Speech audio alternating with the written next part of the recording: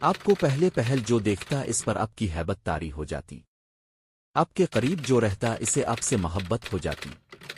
آپ کے اوصاف بیان کرنے والا کہتا ہے کہ میں نے اب جیسا کوئی نہیں دیکھا، نہ اب کے بعد نہ اب سے پہلے سے مال او یہ رسول اکرم صلی علیم کے بارے میں حضرت علی رضی اللہ عنہ کا تبصرہ ہے۔ یہی تاثر ایک دوسرے انداز میں عروہ بن مسعود نے صلح حدیبیہ کے موقع پر بیان کیا تھا۔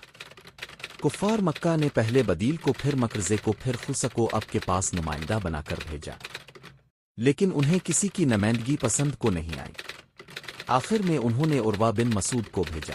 انہوں نے واپس آ کر کہا، اے قریش کے لوگوں، میں کسریٰ کے پاس اس کے دربار شاہی میں جا چکا ہوں۔ قیصر کے پاس